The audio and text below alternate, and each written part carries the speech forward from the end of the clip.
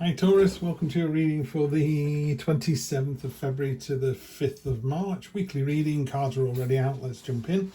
I've got a snoring dog behind me, I've got a washing machine going, I've got kids in the house, but we'll do what we can, okay? So we start off with energy on the bottom, which is the magnificent Page of Wands. Love, love, love this card. I really like the pages in this True Black deck, it's really good. She's creating a portal beneath her feet. She's just jumping into the new adventure. No idea where it's going to go. Very definitely about the journey as opposed to the destination. It's about, enjoying getting somewhere. Love, love, love to see that. Present position, present expectation, unexpected, short-term future, next week, long-term future, 1, 2, 3 weeks. I often say this, but if you like the last card and you want to go with it and take that energy, then feel free to do so. That's a really nice card to take as well. So I'd be tempted. But let's talk about it. First of all, you got the Three of Swords. Everyone thinks the Three of Swords is a sour card, and it's really not. It is the heartbreak card. You've broken somebody's heart. Taurus, what are you doing? Somebody's broken your heart. How dare they? What are they playing at? Have they no idea?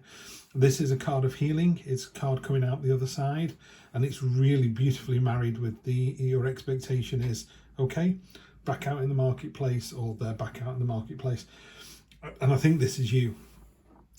So either you've broken somebody's heart, in which case you need to go and sort it out, draw a line in the sand and go, look, there is no future, lovely person, but we're not supposed to be together, and let them move on. Don't keep someone dangling, and I don't think that's the case. Maybe somebody's broken your heart. Again, really, how dare they? Why would they? But, there are idiots in the world, so we have to live with that.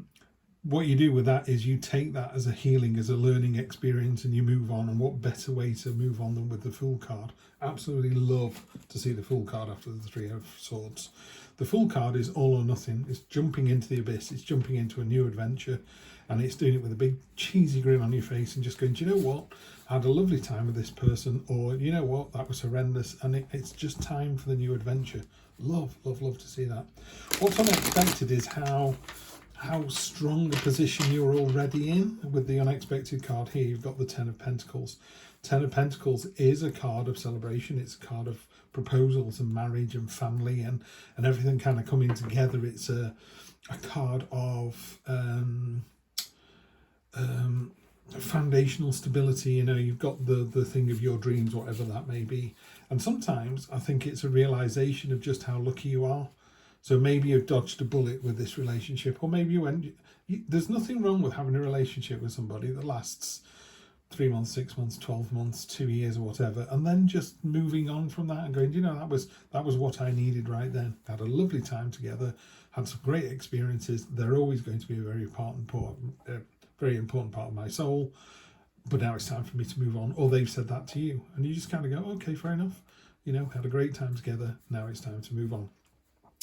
And then here we get to this sort of meat and potatoes of the actual reading, which is the Justice card and the Two of Cups. The Justice card is cold light of day. You will be judged. Make sure you're doing the right thing, the decent thing.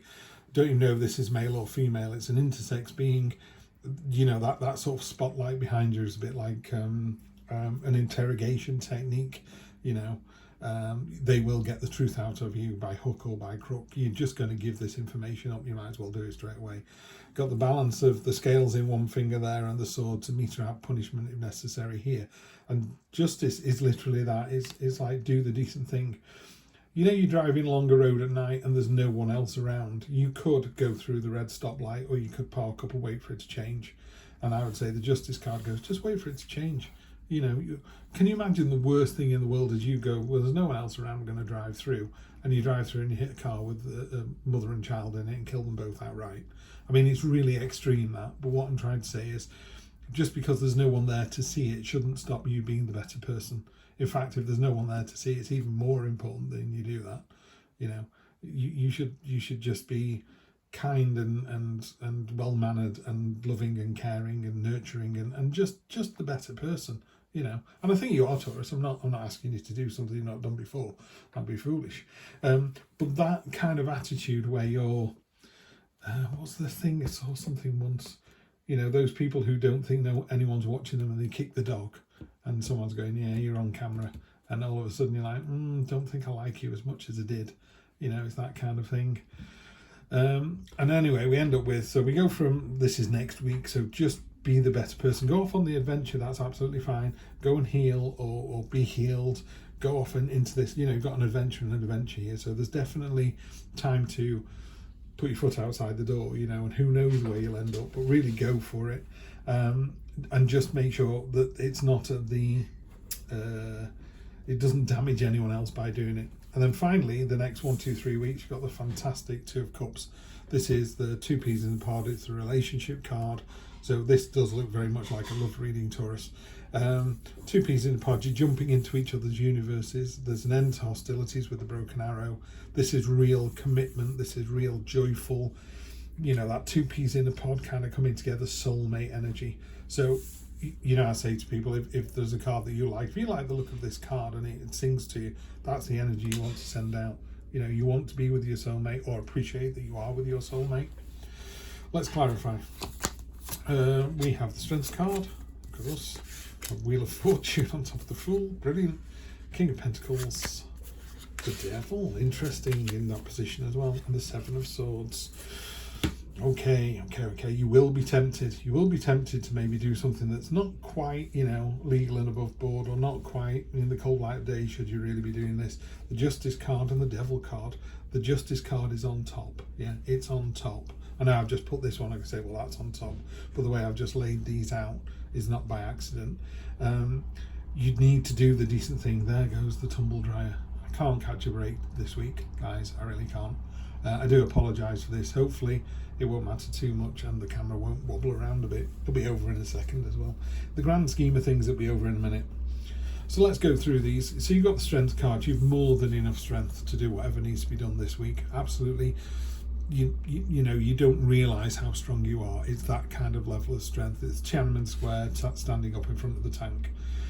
What's really interesting is on the Fool card, you've got the Wheel of Fortune card, and the Wheel of Fortune is the train is in the station. You know, the wheel has turned, it's come full circle, and or the roundabout, it's going, get on board, it's time to jump on now, it's time to move on to the next thing.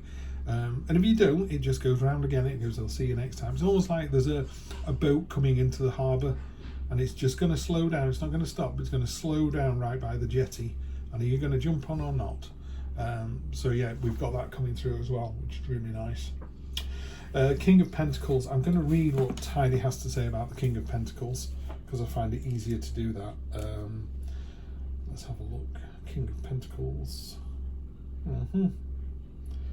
So it's leadership, abundance, prosperity. The King of Pentacles leads her kingdom into an era of security and abundance. She works hard and strategically to ensure that citizens throughout her kingdom, she prefers citizens to subjects, have everything they need in order to thrive. She understands in order for a society to truly prosper, everyone's basic needs must be fully met.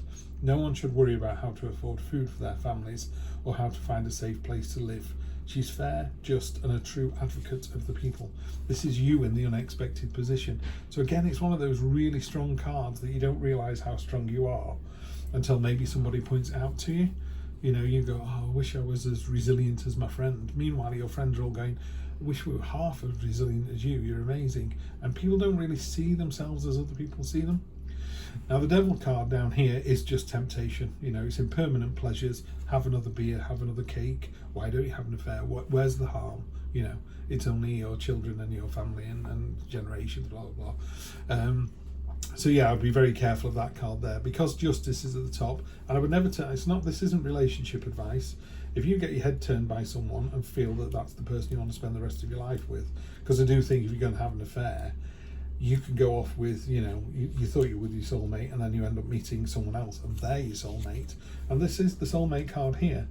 So maybe you say to Justice, I know this sounds like it's an underhand, horrible thing to do, but trust me, I should never have got married to this person. That's my soulmate and that's what I'm going to do about it. I don't see that, by the way. I see this as a warning not to do this. I just might make that really, really clear here. There's no advantage to this card I can see. So we finish off with the 2, which is the soulmate card, jumping into each other's, you know, universes and lifestyles, really committing to each other. And then you've got the 7 of Swords, sneakiness, deception, dishonesty. You stealthily fly under the radar, escaping in the night, convinced you've gotten away with something, but did you actually get away with it? Look carefully for the tiny people in the castle on the top there. They see you and they're going to call you out. Maybe it's not you that needs to be held accountable. Someone in your life could be sneaking around and you need to be extra vigilant. Either way, it's a call for transparency. Whether you're getting called out or need to call someone else out, it's time to be brutally honest and reflect on what changes need to be made. There's no better time than now. Really interesting read, Taurus. It's also the noisiest read I've done this week. I'm going to leave it in, wobbly camera and all. It may or may not work, but I do think sometimes you have to just take the rough with the smooth, and that's it. Just be really careful this week. It looks like a really interesting week. It's a really loving week. It's a really adventurous week. Just make sure you're doing the right thing. Taurus, it's always a pleasure to read for you, even when it's wobbling up and down like this. Take care. I'll see you next time.